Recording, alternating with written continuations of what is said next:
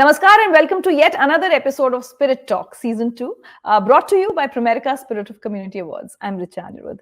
और अब तो आप सब लोग जानते ही हैं, Pramerica Spirit of Community Awards वो अवार्ड्स हैं जो सम्मानित करते हैं, ऑनर करते हैं ऐसे स्टूडेंट वॉलंटियर्स को जो कम्युनिटी सर्विस में, समाज सेवा में अपना एक अहम योगदान निभा रहे हैं, जो कोशिश कर रहे हैं कि एक छोटा सा ही सही लेकिन एक अच्छा बदलाव समाज में अपने आसपास ला सकें, जो अंडर प्रिविलेज लोगों की जरूरतों को समझते हैं, हमारे पर्यावरण की जरूरतों को समझते हैं और कोई ना कोई सोल्यूशन उनके लिए निकालने की कोशिश करते हैं। पिछले 11 साल से प्रेमेरिका स्पिरिट ऑफ कम्युनिटी अवार्ड्स ऐसे हजारों स्टूडेंट वॉलंटियर्स को सम्मानित कर चुके हैं और अब वक्त है फिर से हम एप्लीकेशंस इनवाइट कर रहे हैं ऐसे स्टूडेंट वॉलंटियर्स से जो कुछ अच्छा काम कर रहे हैं कि वो अप्लाई करें। 31 जनवरी आखिरी तारीख है अगले प्रेमेरिका स्पिरिट ऑफ कम्युनिटी अवार्ड्स के लिए अप्लाई करने की।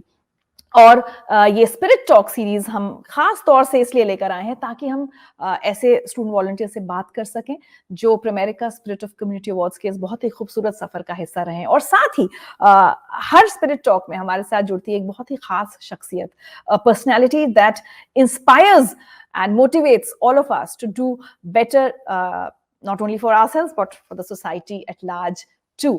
तो मैं आज के अपने गेस्ट से आपका परिचय करा दूं और उससे पहले आपको ये बता दूं कि प्रेमेरिका स्पिरिट ऑफ कम्युनिटी अवार्ड्स में जो भी स्टूडेंट वॉलंटियर्स सिलेक्ट होते हैं, जो नॉमिनेट होते हैं, there are certificates, there are medals and 2 national winners will get a scholarship of 3,50,000 each. So please spread the word around and encourage more and more student volunteers to apply for the awards. And let me welcome our very special guest today. He is Mr. Gulfam Ahmed, a fitness enthusiast, a bodybuilder, an active sportsman, TEDx speaker, and a stand-up comedian. But there are still a lot of feathers in his cap. He's a national para powerlifter. Ahmed has also bagged the title of Mr. Wheelchair India in 2015. He is also the Rubaru Mr. India Brand Ambassador 2020-21 and Karamveer Chakra awardee.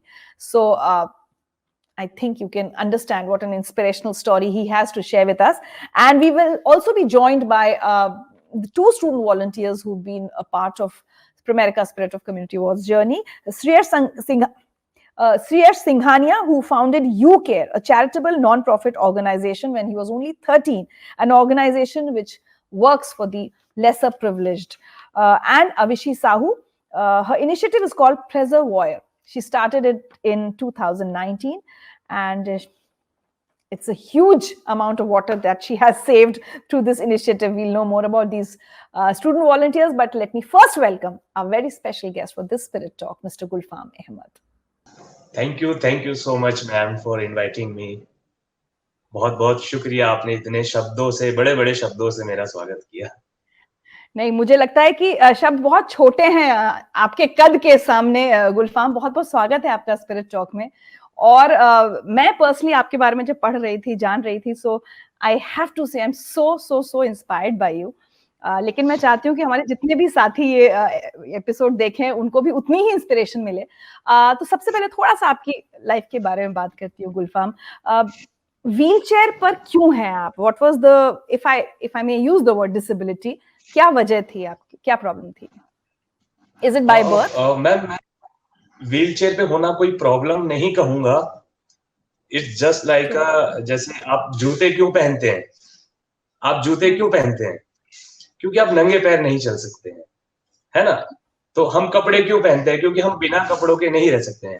तो wheelchair पे होना मैं किसी problem की वजह से wheelchair पे नहीं हूँ। इट्स जस्ट लाइक कि कोई भी जैसे इंसान है, कोई नंगे पैर नहीं चल सकता, वो शूज पहनता है, आप भी पहनते हैं। किसी के बाल नहीं है तो वो कैप पहनेगा। नॉर्मली हम सब लोग कपड़े पहनते हैं। तो ऊपर वाले ने सबको जरूरतों के अकॉर्डिंग बनाया है। तो जैसी हमारी जरूरतें होती हैं तो उसके अकॉर्डिंग हम वो एसेट यूज करते हैं अपनी लाइफ में। तो जस्ट व्हीलचेयर मेरा एक पार्ट है, वो किसी प्रॉब्लम की वजह से नहीं है। हम लोग बाहर जाते हैं तो पैदल क्यों नहीं चलते? हम ऑटो करते हैं, रिक्शा करते हैं, क्यों करते हैं? वो कोई प्रॉब्लम नहीं होती है, वो हमारी जरूरत है। तो जस्ट लाइक कि व्हीलचेयर मेरी कोई प्रॉब्लम की वजह से नहीं है, वो मेरी लाइफ का एक हिस्सा है। क्या बात है गुलफाम, ये इतनी पॉजिटिव अप्रोच, ये सोच डेवलप की आपने या you always been like that? थोड़ा बताएं हमको ताकि हम सब भी सीख सकें। बिल्कुल, बिल्कुल। मैं पोलियो जब मुझे पोलियो हुआ था, पोलियो जैसी एक बीमारी बचपन में हुई थी, तो मैंने कभी खुद को अपने पैरों पे नॉर्मल पर्सन की तरह खड़े हुए नहीं देखा, कभी देखा ही नहीं। तो मैंने दूसरों को तो देखा, लेकिन खुद कभी सोचा भी नहीं कि इनकी तरह खड़ा होना है। क्योंकि हम्म। वो अपनी जगह पे बेटर कर रहे हैं यार, मैं अपनी जगह पे बेटर करूँगा। तो जितने टाइम वो खड़े हो सकते हैं, उससे ज़्यादा टाइम मैं व्हीलचेयर पे बैठ सकता हूँ। तो वे तो ये मैं हमेशा ये सोचता हूँ कि जो चीज़ें आपके पास नहीं है, उन पे नेगेटिव क्यों होना? जो क्या बात चीज़ें है। हैं, उन पे आप पॉज़िटिव रहिए। आपका जन्म उत्तर प्रदेश के एक छोटे से कस्बे बिजनौर में हुआ, लेकिन आप पले बढ़े दिल्ली में। कैसा बचपन था? थोड़ा अगर आप शेयर करें। एंड मतलब मैं इसलिए पूछ रही हूँ कि वो क्या चीजें थी, क्या फैक्टर्स थे जिन्होंने आज के गुलफाम अहमद की पर्सनालिटी को, जो पॉजिटिव अप्रोच है या इतनी स्ट्रेंथ है, उसको शेप किया? मुझे ऐसा लगता है कि हर किसी इंसान की लाइफ में ना एक टेन्योर होता है, कि जिस टाइम पे वो अपनी पर्सनैलिटी को डेवलप कर लेता है। जब वो अपनी एक खुद की अंदर जो पहचान होती है कि वो कुछ भी कर सकता है या क्या कर सकता है। तो बचपन से वो था ना कि आप फिजिकल चैलेंज हो तो सब सिंपैथी वाली नज़र से देखना, बेचारा है, बिल्कुल, बिल्कुल। और कई बार हैंडीकैप। हम भी सेल्फ पिटी में चले जाते हैं, हम भी विक्टिम फील करने लगते हैं खुद को। तो फैमिली में भी यही कि यार इसकी लाइफ कैसे कटेगी, इसको कोई काम सिखा देते हैं। तो वो बड़ा हम्म। था कि आपकी एक पहचान डिसेबिलिटी बन गई थी। तो बड़ी मुश्किल से मेरा एक इंसिडेंट है, मैंने बहुत जगह शेयर किया है कि मैं जब हम दिल्ली आ गए थे, शिफ्ट हो गए थे, तो मैं पोलियो था और मैं मतलब 8-9 7-8 साल का था मैं, और मैं गली में जैसे स्ट्रीट प्ले खेलना, जैसे कि कंचे खेलना, गुल्ली-डंडा हम्म। खेलना, तो ये सब नॉर्मल, और नीचे बैठ के रगड़ के चलना, तो मेरे कपड़े गंदे होते थे, फट जाते थे। लेकिन उस सब में ना एक बड़ा ब्यूटीफुल टाइम था। मेरी गली के जस्ट बाहर एक प्राइवेट स्कूल था, और हम्म। प्राइवेट स्कूल का एक बड़ा-सा ग्राउंड, प्लेग्राउंड था, और उसका एक बड़ा दरवाजा था, और उसका हम्म। दरवाजा थोड़ा-सा टूटा हुआ था, बिल्कुल मेरी किस्मत की तरह। तो मैं ये मानता हूँ कि जो भी टूटी हुई चीज़ होती है ना, वो सोर्स ऑफ एनर्जी होती है। क्या वो कभी बात भी है। खराब नहीं होती है। क्योंकि हम्म। मैंने कहानी में सुना था बचपन में कि एक गाँव में एक बार जब तूफ़ान आया, तो एक ऋषि जी रहते थे टूटी-फूटी कुटिया के अंदर, तो सब कुछ तूफ़ान में मिट्टी से दब गया। लेकिन क्योंकि हम्म। उनकी कुटिया ऊपर से टूटी हुई थी, तो वहीं से उनको रोशनी और हवा मिली और वो जीवित रहे। जब प्रिंसिपल मैम ने मुझे अंदर बुला कर ले गए, तो मुझे थोड़ा कंफर्टेबल किया और पूछा कि तुम ये क्या देख रहे थे दरवाजे से? तो मैंने बड़ा खुश होके बस एक ही बात बोली कि आंटी जी, मुझे भी अंदर आना है। और उन्होंने फिर मेरी एक्साइटमेंट जो थी स्कूल आने की, तो वो मेरे पेरेंट्स से बात की। वो प्राइवेट स्कूल था, तो मेरी फैमिली के लिए अफ़ोर्ड करना थोड़ा मुश्किल था। तो फिर उन्होंने कुछ फीस माफ़ की और कुछ डिस्काउंट, मतलब कुछ उन्होंने कम करके मेरा एडमिशन किया, तो वहाँ से मेरी पढ़ाई स्टार्ट हुई। तो ये था कि बचपन में मतलब मुझे अच्छी चीज़ों की तरफ रुझाव मेरा अपने आप हो जाता था। चाहता तो मैं बच्चा खेलता था, मुझे क्या ज़रूरत थी स्कूल जाने की? बच्चे रोते थे स्कूल जाने के लिए, हम्म। और स्कूल जाने के लिए ऐसे बैठा मायूस होता था कि मैं भी स्कूल जाऊँ। तो गुलफाम, जैसे आप पहले कह रहे थे ना, वो दया दिखाने वाली बात, या कोई तरस खाता है, या कई बार हम खुद अपने पे दया करने लगते हैं, वो वाली बातें भी बहुत बार आपके साथ हुई होंगी। या कई बार आपको क्या गुस्सा आता था कि कोई क्यों मुझे दया दिखा रहा है, मुझे दया की जरूरत नहीं है? कैसी थी आपकी पर्सनालिटी? आप बिल्कुल। खुद सेल्फ पिटी में जाते थे या आपको गुस्सा आता था? एक्चुअली मेरी हमेशा ये आदत रही है कि ये ट्रोलिंग इस टाइप का ना, मतलब इसको मैं ट्रोलिंग कहता हूँ, कि ट्रोल करना कहते हैं, कि जब जान के कर रहे हैं लोग ना ऐसा। तो हाँ। वो होता है कि गली में अंकल हैं या आंटी हैं या स्कूल में दोस्त हैं या कुछ टीचर हैं, तो वो बड़ा बेचारा टाइप का मानते थे कि ये क्या करेगा। But you have to be smart. तो उस हम्म। बेचारेपन से ना मैं क्वालिटी वाली चीजें निकाल लिया करता था। लाइक के स्कूल लेट जा रहे हैं, तो आपने वहाँ एडवांटेज ले लिया, है ना? आपने होमवर्क नहीं किया, वहाँ एडवांटेज ले लिया। तो मैंने उस बेचारेपन का यूटिलाइज़ किया। मैंने उससे रिग्रेट कुछ टाइम हुआ, बट लगा कि फिर इस बेचारेपन में थोड़ा-सा फ़ायदा है, थोड़ा-सा। हम्म। लेकिन वहाँ अपने आप को डाउन नहीं होने दिया, वो फ़ायदा लिया अपने स्पोर्ट्स के लिए, अपने हम्म। अचीवमेंट के लिए मैंने उस बेचारेपन का फ़ायदा उठाया। अ, मैं इसी पर आने वाली थी। स्पोर्ट्स में कब और कैसे इंटरेस्ट आया, और कैसे लगा कि मैं कर सकता हूँ इतना कुछ अचीव? स्पोर्ट्स मतलब स्पोर्ट्स बस मुझे अपनी पहचान बदलने का ज़रिया जो है वो स्पोर्ट बना। क्योंकि मैं एक डिसेबल्ड पर्सन था और मुझे सब जगह वही डिसेबल्ड पर्सनैलिटी के नाम से ही जाना जाता था कि एक गली में एक डिसेबल्ड लड़का रहता है, स्कूल में एक डिसेबल्ड लड़का इस क्लास में पढ़ता है, ऐसे मुझे मेरी लगता है हम पहचान। डिसेबल्ड की जगह मुझे लगता है हम डिसेबल्ड की जगह डिफरेंटली एबल्ड ही। अब तो हमारे पास बहुत खूबसूरत शब्द है दिव्यांग, मुझे बहुत अच्छा लगता है ये शब्द, है ना? तो तो इस शब्द का इस्तेमाल कर स्कूल लेते टाइम हैं। से बचपन टाइम से मैं फ़िल्म वगैरह देखता था, तो मैं सलमान खान जी, जैसे कि आज उनका बर्थडे है, तो उनका मैं बड़ा फ़ैन रहा हूँ। तो मैं उनकी मूवीज़ देखता था, तो मुझे उनकी मसल्स देख के बड़ा अच्छा लगता था। मैं बचपन से ही इंस्पायर होता था उनसे। तो वही थे मेरे इंस्पिरेशन, जिनकी वजह से मैंने बहुत कम उम्र में जिम जॉइन किया। मेरे मसल्स हम्म, 16-17 साल की उम्र में मेरे मसल्स अच्छे बिल्डअप हो गए। फिर वहाँ जिम वाले भैया ने हम मेरे गली के पास में ही जिम था, उन्होंने मुझे अलाउ किया, इंडियन जिम और जीते भाई, तो उन्होंने मतलब एज़ अ डिसेबल्ड पर्सन बहुत जगह मुझे रोका जाता था। तो मैं उनको हम्म, थैंक्स करता हूँ हमेशा कि उन्होंने मुझे जिम करने दिया, जिससे मेरी पहचान बनी। तो मैं हम्म, स्कूल के लिए निकला था और स्कूल में मेरे बैग में स्कूल की बुक्स नहीं, मेरा कॉस्ट्यूम था और बस कुछ खाने का सामान था और स्कूल का बैग लेके ही मैं नागपुर चला गया, 2008 की बात है ये।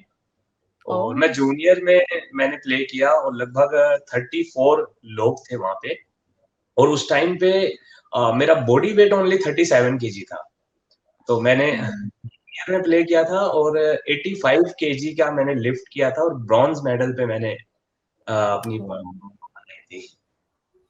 तो मेरा फर्स्ट मेडल था और मेरे लिए वो बहुत मतलब मेरी पहचान वहाँ से बननी शुरू हुई थी। हम्म, हम्म, डिसेबल मैं सब जगह ये बोलता था I am Gulfam Ahmed and national para power lifter.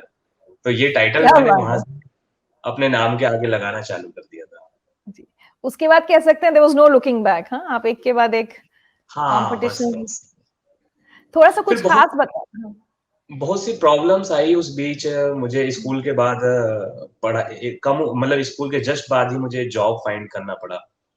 Job hmm, find करना पड़ा तो बड़े डिफिकल्टीज़ आए being a person with disabled HR आपसे बड़े स्टूपिड क्वेश्चन करते हैं कि आप हमारे यहाँ पे नॉर्मल वॉशरूम है, हमारे यहाँ सेकंड फ्लोर है। तो मैंने कहा भाई हम्म, पता नहीं मेरे घर पे भी नॉर्मल है, मैं तो नॉर्मल से भी ज़्यादा खराब होगा। तो हम बड़े डाउन वैसे बैकवर्ड क्लास से थे तो ऐसा नहीं था कि हमें कोई हाई-फाई मतलब एक हाई-फाई ट्रीटमेंट मिले रहने के लिए। तो ऐसा हम्म, कुछ नहीं था, तो हमने कहा ये तो ऑफ़िस तो देखने में भी इतने अच्छे लगते थे, हमारा घर तो इतना अच्छा भी नहीं था, तो आप इसे खराब बता रहे हो मेरे लिए, तो मेरे लिए तो बड़ा अच्छा था कि मैं 8 घंटे बैठ के यहाँ जॉब करूँ। ख़ैर हम्म। 45 इंटरव्यू मैंने दिए थे, तो ओह माय इत गॉड। इतने इंटरव्यू देने के बाद मुझे बोलना बहुत ज़्यादा आ गया था, तो मेरी पहली जॉब कॉल सेंटर में लगी थी। वहाँ से जॉब स्टार्ट हुई 2013 तक हुआ ये कि हर साल आप मेडल भी जीत रहे हो, जॉब भी कर रहे हो, एक स्मूथ लाइफ़ हो गई थी। तो फिर ऐसा लगा जब तक मैं क्रॉलिंग वॉक करता था, नीचे बैठ के चलता था, हम्म, तो मुझे लगा कि कुछ बदलाव होना चाहिए और मेरी एक फ्रेंड ने मुझे सजेस्ट किया, गाइड किया कि यार तुम ऑपरेशन कराओ तो तुम खड़े हो सकते हो। अब लगा हम्म, कि यार अभी स्मूथ चल रहा है तो ठीक है, कुछ पंगे लिए ही जाएँ लाइफ में, है ना? तो हम्म, कुछ सेविंग्स करी और जोड़े पैसे कि अब कुछ महीने जॉब नहीं करनी पड़ेगी जब ऑपरेशन कराएँगे तो। हम्म, डॉक्टर किया तो उन्होंने बोला कि लगभग 1 साल लगेगा मेरी सर्जरी में। मेरे दोनों हम्म, हिप रिलीज़ के ऑपरेशन होने थे और हम्म, बोला कि 1 साल बेड रेस्ट पे लगेगा। आई सेड हम्म, ओके मेरे पास कंप्लीटली 3 महीने की सैलरी एक्स्ट्रा थी और कुछ नहीं था। फिर भी हम्म, मैंने एक रिस्क लिया हम्म, और इन्होंने मेरा सर्जरी सब कुछ 45 डेज़ में कंप्लीट हो गया था। 2 सर्जरी हुए थे, तो वो 45 डेज़ में कंप्लीट हो गए थे और फिर 2014 1st जनवरी को मैं घर आ गया था डिस्चार्ज होकर। तो जो वहाँ फिज़ियोथेरेपिस्ट ने मुझे एक्सरसाइज़ जो भी वर्कआउट बताई थी कि आफ्टर सर्जरी क्या-क्या होता है, तो वहाँ तो वो 15-20 मिनट कराने आते थे। घर पे मैं पूरा दिन वही वर्कआउट करता था, वही फिज़ियोथेरेपी करता रहता था, बार-बार, बार-बार। तो आई रिमेंबर कि कंप्लीट 90 डेज़ में मैं इन क्रचेज़ के सहारे खड़े होके चलने लगा। क्या बात है, वाह। वो बड़ा एक बहुत बड़ा टर्निंग पॉइंट था मेरी लाइफ़ का कि जिस इंसान ने पूरी ज़िंदगी, पूरी दुनिया को हमेशा 3 ढाई 3 फुट हाइट से ही देखा हो बस और वो फिर ये खड़े होकर देख रहा है। क्या बात है। बिकॉज़ पहले मॉल जाता था तो मैं कभी टिकट पे काउंटर पे टिकट लेने नहीं जाता था, खुद अपने फ्रेंड्स को बोलता था। तो खुद जाता था कि आप काउंटर पे मतलब खड़े होके टिकट ले रहे हो, बड़ा अच्छा लगता है ना। तो वो सही दोनों बात चीज़ है। महसूस किया है कि आप नीचे होते हो तो कैसे दुनिया को ऊपर देखते हो। जब आँखें मिला लेते हो तो लगता है कि कुछ ज़्यादा है नहीं बड़ा, कि सब वहाँ से भी सब हो रहा था, यहाँ से भी सब वही हो रहा है। बट कॉन्फिडेंस लेवल मेरा बहुत चेंज हुआ, मेरी पर्सनैलिटी में सुधार आया। मॉडलिंग वाले पार्ट पे मैं फिर तब आया। मॉडलिंग जब तक मैं नहीं उसके बाद हाँ, उसके इतनी बाद जी। नहीं बोलिए बोलिए हाँ। उसके बाद जब मैं खड़ा होके चलने लगा तो मुझे लगा कि मुझ पे कपड़े अच्छे लगने लगे जब मैंने खुद को देखा। क्योंकि मैं था तो मेरी फ़िटनेस बहुत अच्छी रहती थी हमेशा। तो जब मैं खड़ा हुआ तो मेरे पे कपड़े भी अच्छे लगे। तो 2015 में मैंने पहली बार दिल्ली में एक फ़ैशन शो में पार्टिसिपेट किया। और उसके बाद 2015 में ही मुझे पता लगा कि मुंबई में मिस्टर व्हीलचेयर इंडिया ऑर्गेनाइज़ हो रहा है। तो क्रचेज़ पे जब मैं चलता था तो मैं थोड़ा अनकम्फर्टेबल वॉक रहता है मेरा, क्योंकि मुझे बहुत एनर्जी यूज़ करना पड़ता है। लेकिन जब मैं व्हीलचेयर पे होता हूँ तो आई फ़ील लाइक कि ना मेरे पैरों से ज़्यादा स्मूथ मेरे पहिए चलते हैं। तो मैंने वहाँ मिस्टर व्हीलचेयर इंडिया के में पार्टिसिपेट किया और 2015 में वो टाइटल भी जीता। क्या तो बात वहाँ है। से एक और पहचान जो बचपन में था ना, कि जो सलमान खान जी को देखकर मैं सोचता था कि कभी हीरो तो वो वाला, क्योंकि सर्जरी के बाद ना कुछ टाइम तक मैं स्पोर्ट्स नहीं खेल पाया था। डॉक्टर ने मना कर दिया था कि आपको जिम नहीं जाना है। एक लंबे टाइम तक मेरा स्पोर्ट्स खराब हुआ। लेकिन मैंने वहाँ पे खुद को रोका नहीं, मैंने मॉडलिंग में खुद की एक अलग पहचान बनाई और मिस्टर व्हीलचेयर इंडिया 2015, उसके बाद मैंने बहुत सारे रैंप शो किए। मैं फिर एज़ अ शो स्टॉपर जाने लगा। 2018 तक ये था कि मैंने इतने स्टेज पर बोला कि मुझे बहुत अच्छे से एक अच्छा स्पीकर मैं बन गया था, कि लाइफ जर्नी को बताना, मोटिवेट करना अपने ज़िंदगी के तजुर्बे से। तो मुझे फर्स्ट इन्विटेशन आया 2018 मार्च में जोश टॉक की तरफ से। जोश हाँ, तो वहाँ मैंने अपनी लाइफ जर्नी शेयर की। तो उसपे बहुत अच्छा रिस्पॉन्स मिला, बहुत लाखों लोगों ने उस वीडियोज़ को देखा। मुझे लोगों ने एप्रिशिएट किया मेरी लाइफ जर्नी के ऊपर। फिर ऐसे ही 2018 सेम ईयर में ही मेरे पास इन्विटेशन आया टेडएक्स की तरफ से। तो फिर मैंने टेडएक्स किया, जो कि वर्ल्ड वाइड आप सभी जानते हैं कि सबसे बड़ा स्पीकर, इस मोटिवेशनल स्पीकर के लिए प्लेटफ़ॉर्म है। तो मैंने वहाँ भी मोटिवेशनल स्पीच दिया, अपना लाइफ जर्नी शेयर किया। तो ये मेरा जब जर्नी स्टार्ट हुआ तो धीरे-धीरे मैं पॉज़िटिविटी की तरफ बढ़ रहा था और यही हुआ कि 2020 में मैं सेलेक्ट हुआ रूबरू मिस्टर इंडिया के लिए। तो पे बड़ा था कि आप नॉर्मल लोगों को आप कॉम्पीट करने वाले हो व्हीलचेयर पे। वो चैलेंज ज़्यादा हेवी था, बहुत बड़ा था कि वो एबल बॉडी है और आपको फिर इस तरह से खुद को तैयार करना है कि आपको सिर्फ़ अपर बॉडी में ही सब कुछ करना है। तो मैंने वो मेहनत की अपनी। पंकज खरबंदा सर वहाँ के उसके ओनर है, उन्होंने मेरे को बिल्कुल मुझे बहुत अच्छा लगा कि कोई भी सिम्पैथी नहीं दिखाया। हर टास्क में उन्होंने बिल्कुल सिमिलर मेरे को सबके साथ इक्वलाइज़ होकर रिज़ल्ट दिए। और 2021 वो कोविड की वजह से बीच में हुआ नहीं वो इवेंट ऑर्गेनाइज़। तो 2021 में वो हुआ और मैं वहाँ से ब्रांड एम्बेसडर 2021 का टाइटल मैंने विन किया। क्या बात है, व्हाट एन अमेजिंग जर्नी गुलफाम अहमद। मतलब ऐसा लग रहा है कि बस मैं सवाल पूछती रहूं और आप जवाब देते रहें और हम इंस्पायर होते रहें। लेकिन आज चूंकि हम स्पिरिट टॉक की बात कर रहे हैं, प्रेमेरिका स्पिरिट ऑफ कम्युनिटी अवार्ड्स की बात हो रही है और हम बहुत सारे युवाओं से कह रहे हैं कि भाई जो भी स्टूडेंट वॉलंटियर्स हैं, खासकर जो समाज के लिए, सोसाइटी के लिए कुछ अच्छा कर रहे हैं, और कोविड जैसे पैंडेमिक के बावजूद उन स्टूडेंट वॉलंटियर्स का काम रुका नहीं है, वो लगातार they are giving back to society.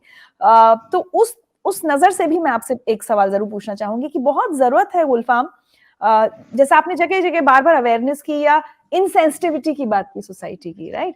तो बहुत जरूरी है कि हम बहुत यंग एज से अपने हमारे जो यूथ है उनके अंदर ये अवेयरनेस आए, सेंसिटिविटी आए, या बहुत सारे ऐसे कम्युनिटी सर्विस करने वालों की जरूरत है हमें जो ये जागरूकता फैला पाए कि कोई डिसेबल्ड नहीं है, कोई डिफरेंटली एबल्ड है, वो दिव्यांग है और वो शायद हमसे बहुत सारी चीजों में हमसे बेहतर कर सकता है। सो आपको लगता है कि वहां भी एक कमी है, एक वॉइड है ऐसे सोशल वर्कर्स की अभी? हाँ, बिल्कुल दरअसल ये जो परसेप्शन अभी तक चलता आ रहा है ये बेचारे वाला, ये इसको तोड़ना होगा इसको।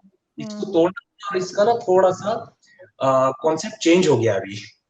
लाइक पहले वो बेचारा था, अभी अभी डिसेबल्ड और दिव्यांग बोल के लोग उसको वो करते हैं, मतलब उसको पता भी नहीं होता, पर्सन को पता भी नहीं होता कि उसको कब बेचारा बना दिया है। तो मैं बहुत सारे प्रोग्राम में जाता था और मुझे ऐसा होता था कि कई बार ऐसा लोग बोलते थे कि स्टेज पे बिना बुलाए मुझे नीचे ही अवार्ड देने आते थे। तो मैं उस चीज को कि यार नहीं, मैं नीचे अवार्ड नहीं लूंगा, मैं स्टेज पे अपनी व्हीलचेयर उठा के खुद रखता था।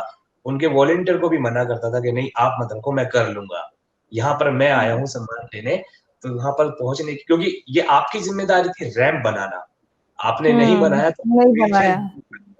अब व्हीलचेयर भी मुझे खुद से उठाने दो। आपने अपना काम नहीं किया लेकिन मुझे मेरा काम करने दो। तो उनको बड़ा रियलाइज होता था कि यार ये बंदा क्या है। तो फिर मुझे बुलाने से पहले बहुत सारे लोग ध्यान रखते थे कि यहाँ पे जो है होना चाहिए।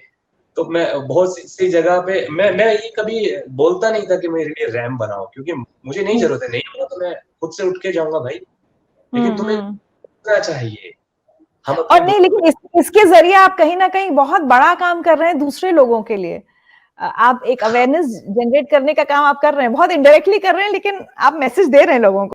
तो एक तरह से गुलफाम, मतलब आप भी इस तरह के काम करके एक मैसेज तो दे देते हैं जागरूकता के लिए, अवेयरनेस के लिए, लोगों को समझाने के लिए कि भाई हम सबको जरूरत है थोड़ा और सेंसिटिव होने के लिए। हाँ बिल्कुल, बिल्कुल अवेयरनेस, वॉलंटरी अवेयरनेस की अभी बहुत कमी रहती है हमारी सोसाइटी में, क्योंकि हम किसी को बताकर, सिखाकर, पढ़ाकर ऐसा नहीं कर सकते, हमें प्रैक्टिकली चीजों को करना पड़ता है।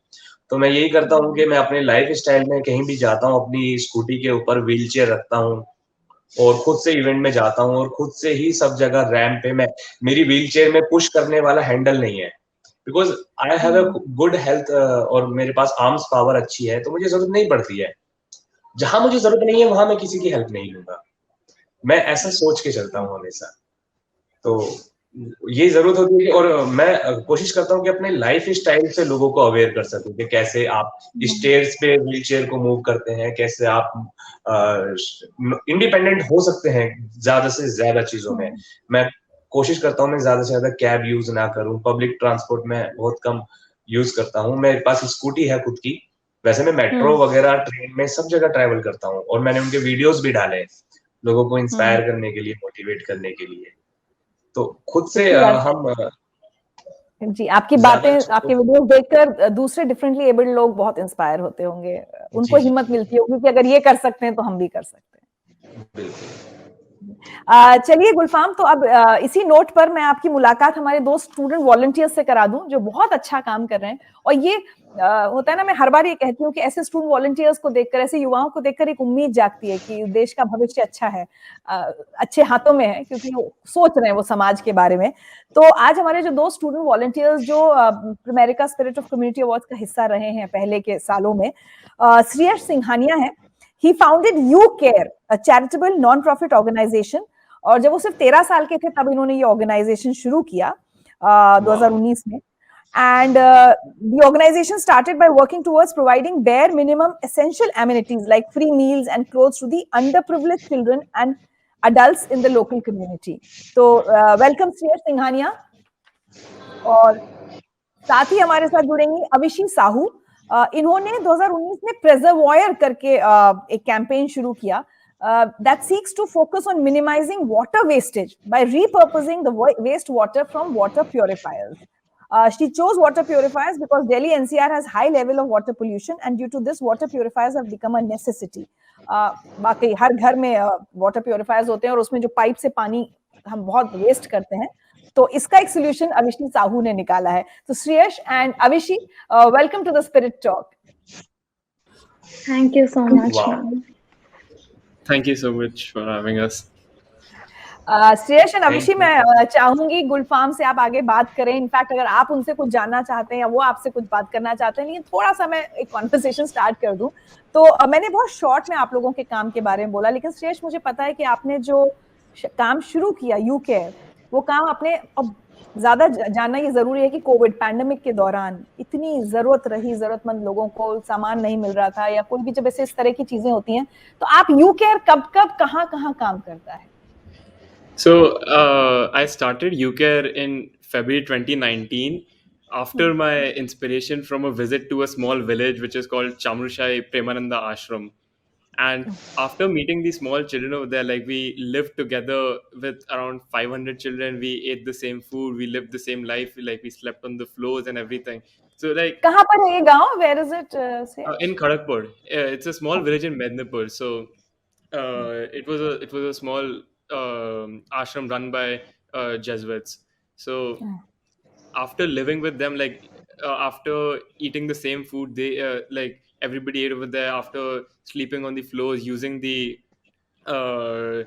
everything was like we all lived in the same shoes. So that was the inspiration for UCare. And uh, we all know that, like poverty is not just in one place. It's a global thing right now. And after, especially after the pandemic, it's the need is even more for people to give back to the community. So Yeah. like when the pandemic started, it was difficult to go out and help people in person, because everybody was like, you're risking your own self to give back to others. So that was a big challenge during the pandemic. But then, you know you still had to take the initiative to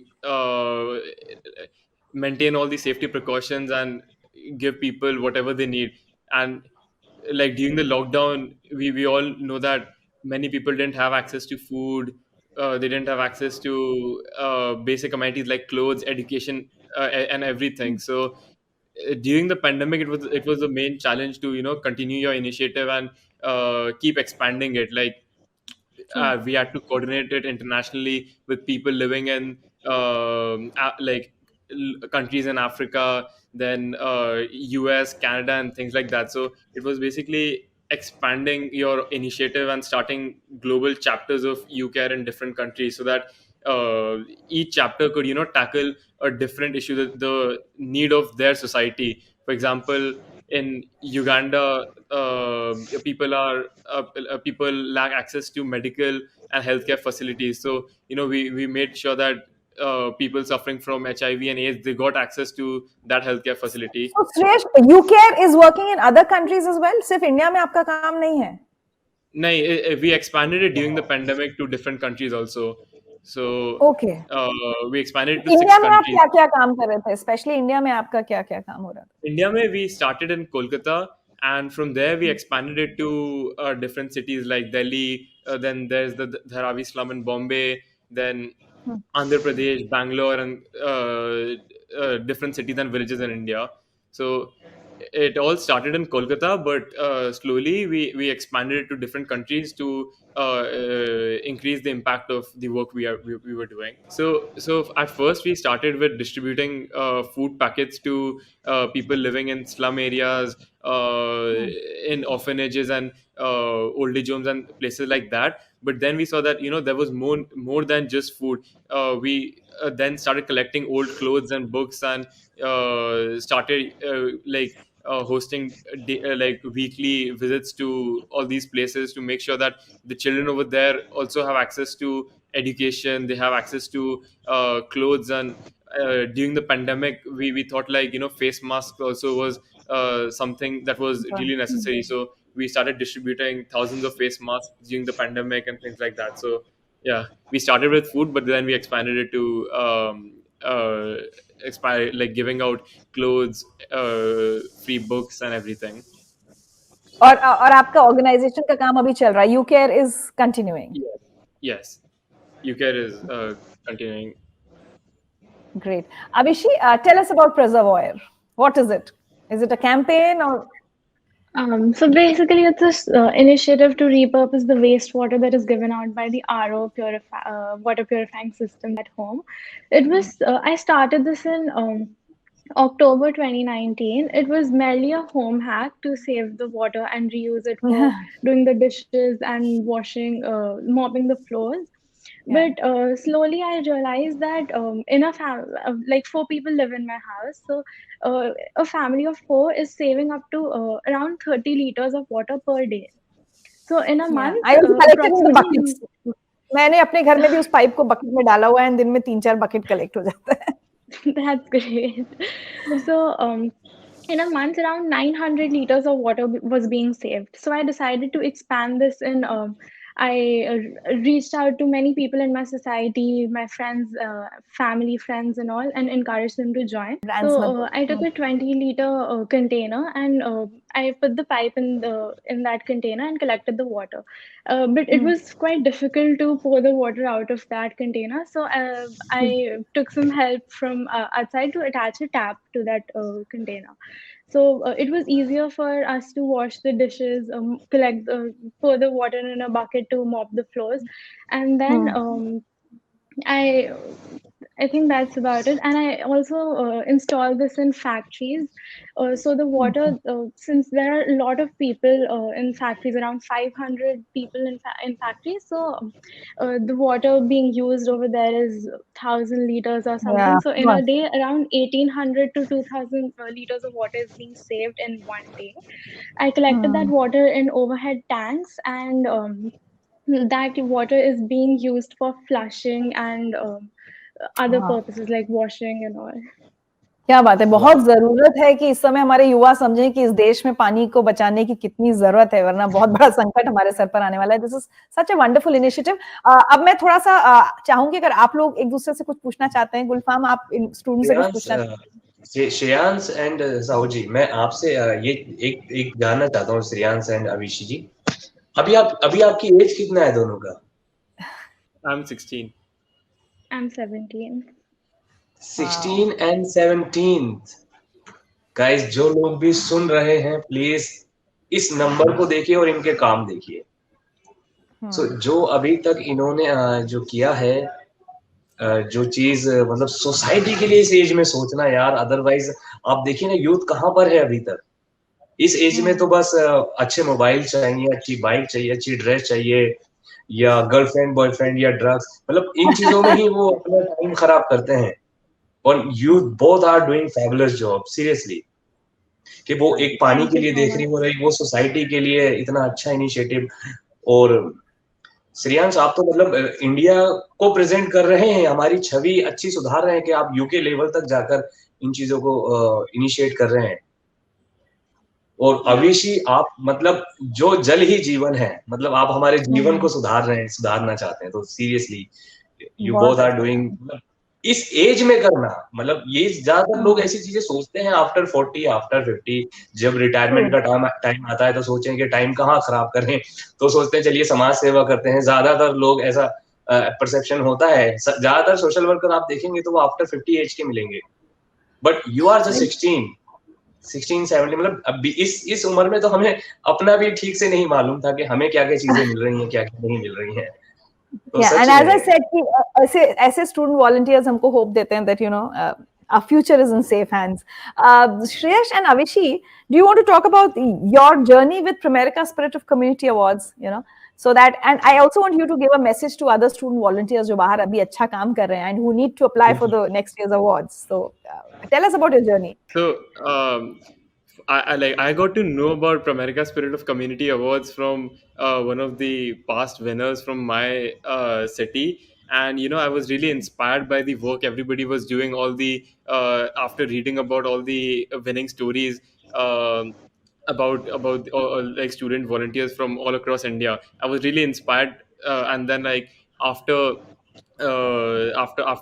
knowing more about how everything was, I decided to participate in the award by representing UCare basically. So I think the journey has been great. After winning this recognition, people really got to know more about my initiative, and the whole perception about community service has changed. People are more motivated and inspired to get started with their own community service projects and things like that. So for any student volunteer, I would highly recommend them applying to the Pramerica Spirit of Community Award, because it's a great platform to showcase your work, and it's a great place where you can share the inspiring work you have been doing. So I would really recommend everybody who are involved in community service to participate in the Spirit of Community Awards. Avishi, आपका सफर कैसा रहा Pramerica Spirit of Community Awards के साथ? When I applied for the award, I just got to know about the award like 5 days prior to the final date of submission. I had to fill up everything in a hurry, then get my school principal to sign that, and a bit I wasn't expecting anything, but when I got to know that I had won the bronze medal, it motivated me so much that I ended up saving approximately 3 million liters of water. So I think 3 million liters of water you have saved अभी तक जब से आपने Preservoir initiative Yeah. शुरू किया. Oh Yes, my sir. God. Gulfam, isn't that amazing? सच में बहुत अच्छा. हाँ बताइए, Thank sorry. बहुत उम्दा. Thank you so much. So I highly recommend everyone watching this right now to start whatever you have in mind and go for this award. Don't have any expectations, but whatever you're gonna get, it's what you deserve, and it's gonna be very motivating. गुलफाम, ये दोनों तो पहले प्रिमेरिका spirit of community award जीत चुके हैं, लेकिन हम चाहेंगे कि अगर आप उन सारे स्टूडेंट वॉलंटियर्स को मैसेज दें जो अभी भी कहीं कहीं बाहर काम कर रहे हैं, कोई अंडर प्रिविलेज्ड बच्चों को पढ़ाता है, कोई कुछ कर रहा है, कोई प्लांटेशन कर रहा है, ऐसे सारे स्टूडेंट वॉलंटियर्स अप्लाई करें अगले साल के काम के लिए, उनको आप क्या मैसेज देंगे? So first of all तो congratulations both of you कि आपने प्रिमेरिका कम्युनिटी अवार्ड को हासिल किया. बिल्कुल आपका वर्क भी डिजर्व करता है इस अवार्ड के लिए. और अभी जो भी लोग देख रहे हैं यूथ में, जिनको आपको बहुत सारे लोग ना काम तो कर रहे हैं लेकिन रिकॉग्निशन नहीं है, उनको जानते नहीं है लोग. और हम ये चाहते हैं कि जिस स्किल, जिस प्रोसेस को आप स्मॉल लेवल पे कर रहे हैं, कहीं स्ट्रीट पे, किसी ग्राउंड में, जहां भी आप कम्युनिटी में कर रहे हैं, तो आप इस अवार्ड के लिए एक बार अपना नॉमिनेशन जरूर दीजिए ताकि आपके वर्क को दुनिया पहचान सके. बिल्कुल. तो ये बहुत जरूरी है कि आप कोई काम करें और उसको एक पहचान मिले. तो ये बहुत जरूरी है, जैसे कि इन दोनों ने करके दिखाया है इतनी कम एज में. और भी अभी यूथ ऐसे हैं जो मतलब मैं तो आप दोनों को हैट्स ऑफ करता हूँ कि इतने कम एज में आपने इतना अच्छा इनिशिएटिव लिया और इतना अच्छा काम किया अभी तक. तो बाकी जो लोग कर रहे हैं शायद इससे कम ज्यादा हो सकते हैं, लेकिन उनकी पहचान अभी तक नहीं हो पाई है कहीं पर. तो आप आइए प्रिमेरिका कम्युनिटी अवार्ड के लिए और एक बार जरूर कोशिश कीजिए, अप्लाई कीजिए. Shreyash, Avishi, do you want to say something to Gulfam ji? He's a para power lifter and he's won so many awards. Do you want to say something to him before we say bye-bye? Well, listening to your conversation with ma'am actually motivated me so much. Thank you. It was really inspiring. Yes, Shreyash? Yes, Shreyash. So I was saying that I was reading about your story and all. I heard about your TED talk, and it was so inspiring. Especially being a sportsman myself, I know how hard it is to train despite your circumstances. So it was really inspiring to see you achieve whatever you've done. I want to give you a small message, both of you, because आप जो काम कर रहे हैं ना, इसमें आपको बहुत सारे डिसअपॉइंटेड आने वाले हैं आगे चलकर, बहुत सारे डिफिकल्टीज. तो आपको जो सक्सेस मिलेगी ना, उसका इंतजार मत करना, वो कब मिलेगी. वो जो डिसअपॉइंटमेंट मिलेंगे ना, उनके लिए तैयार रहना हमेशा, क्योंकि वही आपको छोटी सक्सेस से बड़ी सक्सेस तक लेकर जाएंगे, क्योंकि वही आपको शार्प करेंगे. सो गॉड ब्लेस यू और आगे ऐसा बहुत अच्छा काम कीजिए. How sweet. मेरा तो मन ही नहीं कर रहा आज का कॉन्वर्सेशन खत्म करने का. I am just enjoying this so much कि मुझे लग रहा है आप तीनों बातें करते रहिए और मैं सुनती रहूं. बट मुझे लगता है वक्त की मजबूरी है, लेकिन हमें अपने व्यूअर्स को ये बताना है कि अगर आप, इनफैक्ट मैं आप तीनों से भी कहना चाहती हूँ, अगर आप किसी भी ऐसे स्टूडेंट वॉलंटियर को जानते हैं, और आप सबसे भी मैं ये कह रही हूँ कि जो आपके आसपास कोई यंगस्टर है, कोई स्टूडेंट है जो बहुत अच्छा काम कर रहे हैं, किसी भी तरह से समाज के लिए कोई अच्छा कदम उठा रहे हैं, any type of community service, please encourage them, ask them to apply for the Primerica Spirit of Community Awards, जिसकी लास्ट डेट 31 जनवरी 2022 है. मैं थोड़े से डिटेल्स बता दूं. www.spiritofcommunityindia.com ये वेबसाइट है, www.spiritofcommunityindia.com. इस पर जाकर एप्लीकेशन भरनी है, अपने काम के बारे में बताना है इन स्टूडेंट वॉलंटियर्स को, ये क्या करते हैं. और सबसे बड़ी बात मुझे लगता है जब कोई भी अच्छा काम करता है, so that recognition is the most important thing कि भाई दुनिया आपके काम के बारे में जाने, उसको सम्मान दे. तो the student volunteers also get inspired to do more, much more, and do it for a longer time. लेकिन इसके अलावा सर्टिफिकेट्स है, मेडल्स हैं, और 2 नेशनल विनर्स के लिए 3.5 लाख रुपए की स्कॉलरशिप है. So another incentive to apply for the Pramerica Spirit of Community Award. So www.spiritofcommunityindia.com पर जाकर अप्लाई करना है. लास्ट डेट 31 जनवरी है, लेकिन अभिषेक की तरह आप लास्ट डेट के 5 दिन पहले का इंतजार ना करें, अभी से अप्लाई कर दें, अभी टाइम है. एंड अगर आप लोग भी ऐसे किसी भी स्टूडेंट को जानते हैं जो अच्छा काम कर रहा है, तो प्लीज उनसे कहें इन अवार्ड्स के लिए अप्लाई करें. और time to say thank you to all 3 of you, especially Gulfam Ahmed ji. It was a pleasure. In fact, I should say it was an honor speaking to you today. बहुत अच्छा लगा. और मैं तो चाहूंगी किसी और दिन हम फिर से मुलाकात करें और बहुत लंबी बातें करें. one small message, मेरा एक लास्ट मैसेज अभी जो रह गया है, वो मैं अगेन शेयर करना चाहता हूँ. मैं चाहता हूँ कि वो लोगों तक जरूर पहुंचे कि लाइफ में ना आप बिल्कुल, ये अवार्ड आपको बहुत इंकरेज करेगा, आपके वर्क को, आपकी पर्सनैलिटी को, आपको मोटिवेशन मिलेगा और अच्छा काम करने के लिए. मैं लाइफ में ना एक हमेशा लाइफ में हम देखते हैं ना किसी को भी कि लाइफ में सब लोग ना एक बार गिरते जरूर हैं, और बार बार बहुत से लोग बार बार गिरते हैं. क्यों गिरते हैं? वो अपनी कमियों की वजह से, अपनी डिसेबिलिटी की वजह से, राइट. तो मैं आपको ये बताना चाहता हूँ कि आपने खास करके अपने लाइफ में बहुत से डिसेबल्ड को या किसी को भी जब गिरते हुए देखते हैं, तो हम क्या करते हैं, उसको सपोर्ट करते हैं और उसकी रिस्पॉन्सिबिलिटी लेते हैं कि यार तू बैठ जा, तेरी जिम्मेदारी मेरी है, अब तू पढ़ाई मत कर, तू बिजनेस मत कर, या कोई डिसेबल्ड गिर गया है, तू बैठ जा, तुझे खाना पानी मैं खिलाऊंगा. तो प्लीज मैं ये कहता हूँ कि प्लीज ऐसा ना करें, बिकॉज कोई भी जब गिरता है ना लाइफ में बॉस, तो वो अपनी डिसेबिलिटी की वजह से गिरता है. ये बात परफेक्ट है और इसको एक्सेप्ट भी करना चाहिए. बट जब भी वो उसके बाद उठेगा, तो सिर्फ और सिर्फ अपनी एबिलिटी की वजह से उठेगा, अपनी कलाओं की वजह से उठेगा, अपनी जो उसके अंदर जो स्किल्स हैं वो उनकी वजह से उठेगा. अगर आपने उसको सपोर्ट कर दिया, उस टाइम पे बिठा दिया, उसकी रिस्पॉन्सिबिलिटी, तो फिर वो कभी उसकी स्किल्स, उसकी एबिलिटी कभी बाहर नहीं आ पाएगी. सो दोस्तों, बार बार गिरिए लाइफ में, डिसेबिलिटी को समझते रहिए. क्या बात है. Thank you. On this wonderful note, thank you so much. Thank you all 3 of you.